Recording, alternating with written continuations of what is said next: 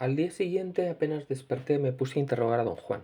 Estaba cortando leña atrás de su casa, pero a don Genaro no se le veía por ningún lado. Dijo que no había nada de qué hablar. Señalé que yo había logrado conservar la calma y había observado a don Genaro nadar en el piso sin querer ni pedir explicación alguna, pero mi contestación no me había ayudado a entender lo que pasaba. Luego, tras la desaparición del coche, me encerré automáticamente en la búsqueda de una explicación lógica, pero eso tampoco me ayudó. Le dije a don Juan que mi insistencia en hallar explicaciones no era algo que yo mismo hubiese inventado arbitrariamente, nada más para ponerme difícil, sino algo tan hondamente enraizado en mí que sobrepujaba cualquier otra consideración. Es como una enfermedad, le dije. No hay enfermedades, repuso don Juan con toda calma. Solo hay idioteces. Y tú te haces el idiota tratando de explicarlo todo. Las explicaciones ya no son necesarias en tu caso. Le insistí en que solo me era posible funcionar bajo condiciones de orden y de comprensión. Le recordé que yo había cambiado radicalmente mi personalidad durante el tiempo de nuestra relación y que la condición que hizo posible tal cambio fue que pude explicarme las razones detrás de él. Don Juan se rió suavemente. Estuvo callado largo rato. Al final dijo: Eres muy listo. Regresas donde siempre has estado, pero esta vez se te acabó el juego. Ya no tienes dónde regresar. Ya no voy a explicarte nada. Lo que Genaro te hizo ayer se lo hizo a tu cuerpo. Entonces que tu cuerpo decida qué es qué. El tono de don Juan era amistoso, pero inusitadamente despegado, y eso me hizo sentir una soledad avasallante. Le expresé mis sentimientos de tristeza. Él sonrió. Sus dedos apretaron suavemente la parte superior de mi mano. Mira, los dos somos seres que van a morir. Ya no hay más tiempo para lo que hacíamos antes. Ahora debes emplear todo tu no hacer y parar el mundo. Volvió a apretarme la mano. Su contacto era firme y amigable. Reafirmaba su preocupación y su afecto por mí, y al mismo tiempo me daba la impresión de un propósito inflexible. Este es mi gesto que tengo contigo, dijo, prolongando un instante el apretón de mano.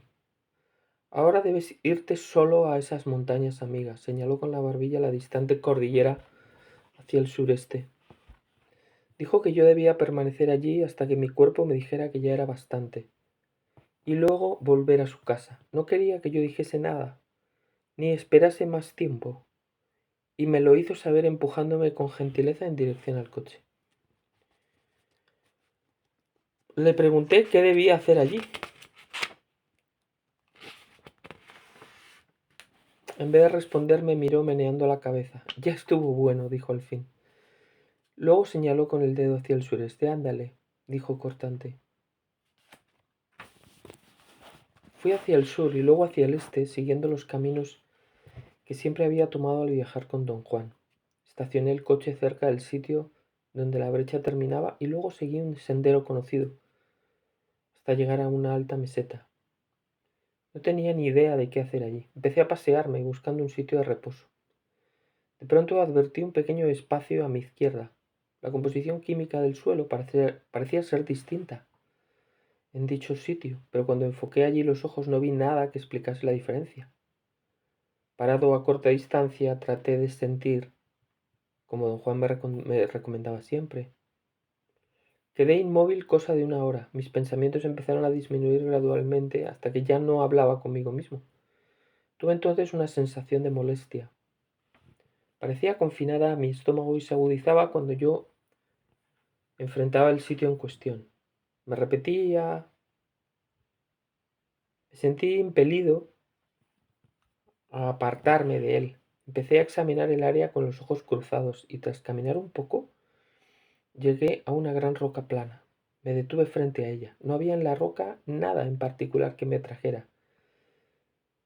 No detecté en ella ningún color ni brillo específico, pero me gustaba. Mi cuerpo se sentía bien.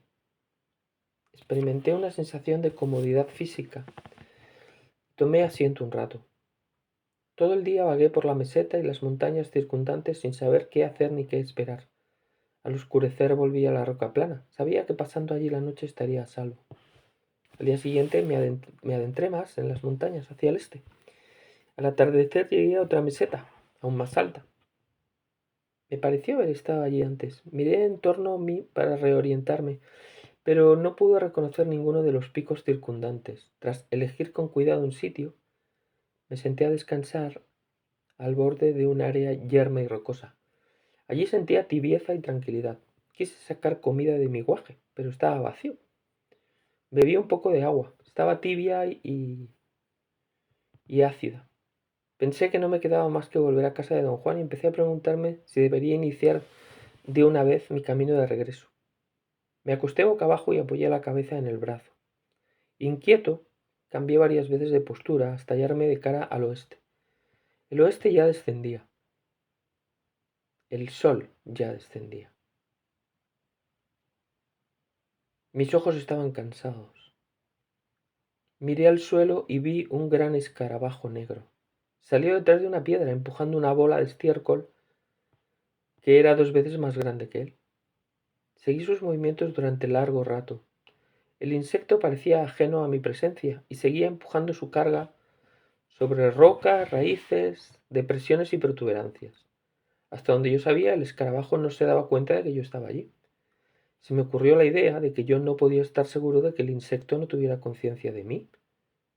Esa idea desató una serie de evaluaciones racionales con respecto a la naturaleza del mundo del insecto, en contraposición con el mío. El escarabajo y yo estábamos en el mismo mundo, y obviamente el mundo no era el mismo para ambos. Me concentré en observarlo, maravillado de la fuerza titánica que necesitaba para transportar su carga por roca y por grietas.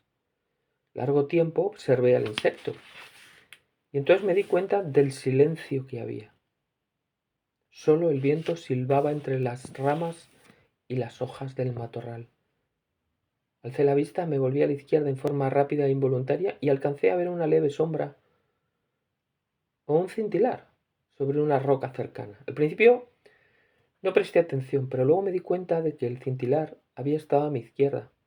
Me volví de nuevo, súbitamente, y tras percibir con claridad una sombra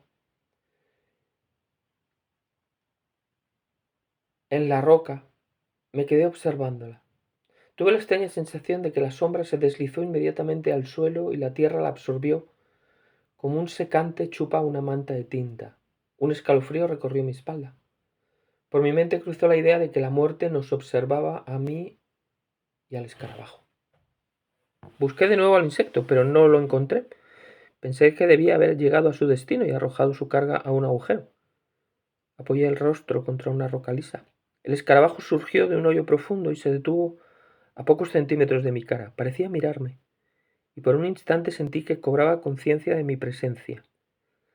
Tal vez, como yo advertía la presencia de mi muerte. Experimenté un estremecimiento. El escarabajo y yo no éramos tan distintos después de todo. La muerte, como una sombra, nos acechaba a ambos detrás del peñasco. Tuve un extraordinario momento de júbilo. El escarabajo y yo estábamos a la par. Ninguno era mejor que el otro. Nuestra muerte nos igualaba. Mi júbilo y mi alegría fueron tan grandes que eché a llorar. Don Juan tenía razón, siempre había tenido razón. Yo vivía en un mundo lleno de misterio y como todos los demás era un ser lleno de misterio y sin embargo no tenía más importancia que un escarabajo. Me sequé los ojos y al frotarlos con el dorso de la mano vi un hombre o algo con figura humana. Se hallaba a mi derecha a unos 50 metros de distancia. Me senté erguido y me esforcé por mirar. El sol estaba casi en el horizonte y su resplandor amarillo me impedía tener una visión clara. En ese instante oí un rugido peculiar. Era como el sonido de un distante aeroplano a reacción. Cuando me concentré en él, el rugido aumentó hasta ser un agudo zumbar metálico y luego, suavizándose, se volvió un sonido hipnótico, melodioso. La melodía era como la vibración de una corriente eléctrica. La imagen que acudió a mi mente fue la de que dos esferas electrizadas se unían, o dos bloques cúbicos de metal eléctrico se frotaban entre sí, y al estar perfectamente nivelados el uno con el otro, se detenían con un golpe. Nuevamente me esforcé por ver si podía distinguir a la persona que parecía esconderse de mí, pero no detecté sino una forma oscura contra los arbustos. Puse las manos sobre los ojos formando una visera. En ese instante cambió el brillo del sol y advertí que solo veía una ilusión óptica, un juego de sombras. Aparté los ojos y vi un coyote que cruzaba el campo en trote calmoso. Estaba cerca del sitio donde yo creía haber visto al hombre. Recorrió unos 50 metros en dirección al sur y luego se detuvo, dio la vuelta y empezó a caminar hacia mí. Di unos gritos para asustarlo, pero siguió acercándose. Tuve un momento de aprensión. Pensé que tal vez estaba rabioso y hasta se me ocurrió juntar piedras para defenderme en caso de un ataque. Cuando el animal estuvo a 3 o 4 metros de distancia, noté que no se hallaba agitado de ninguna manera. Al contrario, parecía tranquilo y sin temores. Amainó su paso, deteniéndose a 1 metro o metro y medio de mí. Nos miramos y el coyote se acercó más aún. Sus ojos pardos eran amistosos y limpios. Me senté en las rocas y el coyote se detuvo, casi tocándome. Yo estaba atónito. Jamás había visto tan de cerca a un coyote salvaje y lo único que se me ocurrió entonces fue hablarle. Lo hice como si le hablara a un perro amistoso y entonces me pareció que el coyote me respondía. Tuve una absoluta certeza de que había dicho algo. Me sentí confuso, pero no hubo tiempo de ponderar mis sentimientos porque el coyote volvió a hablar. No era que el animal pronunciase palabras como las que suelo escuchar en voces humanas, más bien yo sentía que estaba hablando. Pero no era tampoco la sensación que uno tiene cuando una mascota parece comunicarse con su amo. El coyote en verdad decía algo, transmitía un pensamiento, y esa comunicación se producía a través de algo muy similar a una frase. Yo le había dicho, ¿cómo estás, coyotito? Y creí oír que el animal me respondía, muy bien, ¿y tú? Luego el coyote repitió la frase y yo me levanté de un salto.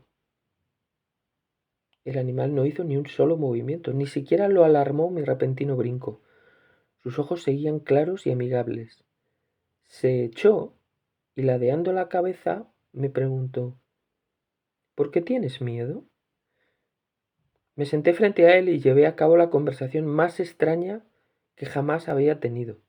Finalmente me preguntó que qué hacía yo allí y le dije que había venido a parar el mundo. El coyote dijo, ¡qué bueno! Y entonces me di cuenta de que era un coyote bilingüe. Los sustantivos y los verbos de sus frases eran en inglés, pero las conjunciones y exclamaciones en español.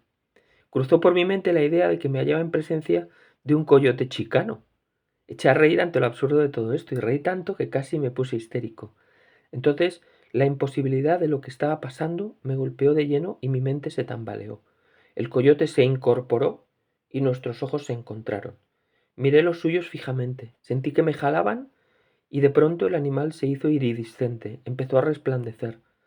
Era como si mi mente reprodujese la memoria de otro suceso que había tenido lugar 10 años antes, cuando bajo la influencia del peyote presencié la metamorfosis de un perro común en un inolvidable ser de iridiscencia. Era como si el coyote hubiese provocado el recuerdo y la imagen de aquel suceso anterior, invocada, se superpusiera a la forma del coyote. El coyote era un ser fluido, líquido, luminoso. Su luminosidad deslumbraba. Quise proteger mis ojos cubriéndome con las manos, pero no podía moverme. El ser luminoso me tocó en alguna parte indefinida de mí mismo y mi cuerpo experimentó una tibieza y un bienestar indescriptibles, tan exquisitos que el toque parecía haberme hecho estallar. Me transfiguré. No podía sentir ni los pies, ni las piernas, ni parte alguna de mi cuerpo, pero algo me sostenía erecto. No tenía idea de cuánto tiempo permanecí en esa posición. Mientras tanto, el coyote luminoso y el monte donde me hallaba se disolvieron. No había ideas ni sentimientos. Todo se había desconectado y yo flotaba libremente. De súbito sentí que mi cuerpo era golpeado y luego envuelto por algo que me encendía. Tomé conciencia entonces de que el sol brillaba sobre mí. Yo distinguía vagamente una cordillera distante hacia occidente. El sol casi se ocultaba en el horizonte. Yo lo miraba de frente y entonces vi las líneas del mundo. Percibía en verdad una extraordinaria profusión de líneas blancas, fluorescentes que se entrecruzaban todo a mi alrededor. Por un momento pensé que tal vez se trataba del sol refractado por mis pestañas. Parpadeé y volví a mirar. Las líneas eran constantes y se superponían a todo cuanto había en torno, o lo atravesaban. Me di vuelta y examiné un mundo insólitamente nuevo. Las líneas eran visibles y constantes, aunque yo no le diera la cara al sol. Me quedé allí en estado de éxtasis durante lo que me pareció un tiempo interminable. Todo debe haber durado solo unos minutos, acaso únicamente el tiempo que el sol brilló antes de llegar al horizonte, pero para mí fue la eternidad. Sentía que algo tibio y confortante brotaba del mundo y de mi propio cuerpo. Supe haber descubierto un secreto. Era tan sencillo. Experimentaba un torrente desconocido de sentimientos. Nunca en toda mi vida había tenido tal euforia divina, tal paz, tan amplio alcance, y sin embargo no me era posible traducir el secreto a palabras, ni siquiera a pensamientos, pero mi cuerpo lo conocía. Luego me dormí o me desmayé.